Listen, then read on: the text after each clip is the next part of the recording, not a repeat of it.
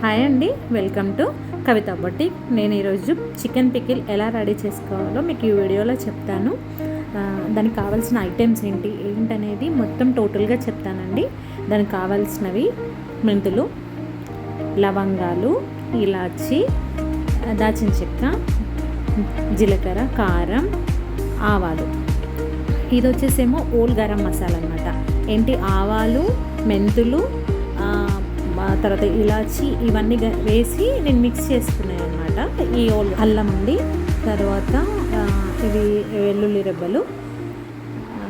పోపులో ఏమంటే ఇది జీలకర్ర ఆవాలు వేసి అల్లం పేస్ట్ వేస్తున్నాను.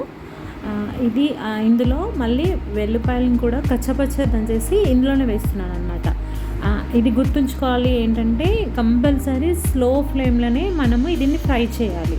హై ఫ్లేమ్లో పెట్టి చేస్తే ఏమవుద్దంటే ఇది తొందరగా మాడిపోయి పచ్చడి మొత్తంగా అసలు డిఫరెంట్ స్మెల్ వచ్చేస్తుంది అనమాట.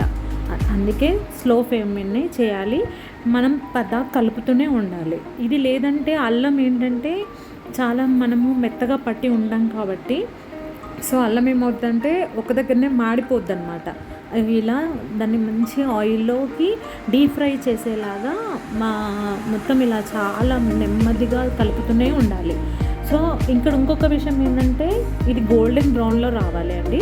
చూడండి ఎలా గోల్డెన్ బ్రౌన్లో 2 వెల్లుల్లి అల్లం పేస్ట్ 2 గోల్డెన్ బ్రౌన్లో వచ్చాక ఏంటంటే ఇది స్టవ్ ఆపేసానండి. చూడండి మంచిగా ఫ్రై అయిపోయాయి. సో ఇది వేడిగా ఉన్నప్పుడే అవి ఇంకా ఫ్రై అవుతాయి అన్నమాట. కొంచెము ఇంకా ఫ్రై అవుతాను అన్నప్పుడు అది కూల్ అయ్యాక ఆయిల్ మొత్తము ఈ మూడింటిని మనము ఆయిల్లో వేయాలండి. ఇది కూల్ అయిపోయింది, చూసారా? కూల్ అయిపోయాక కారము, లెమన్ జ్యూస్ అండ్ ఈ ఓల్ గరం మసాలా వేసేసి ఇక్కడ మనం చికెన్ ఫ్రై చేసి పెట్టుకున్నాం కదా, సో ఇవి కూడా వేసేయాలన్నమాట. ఇవి కూడా వేసేసాక ఒకసారి మనం కలుపుకోవాలండి. చూసారా, ఆయిల్ కంపల్సరీ, జ్యూస్ కూడా వేసేసాను అనమాట, లెమన్ జ్యూస్.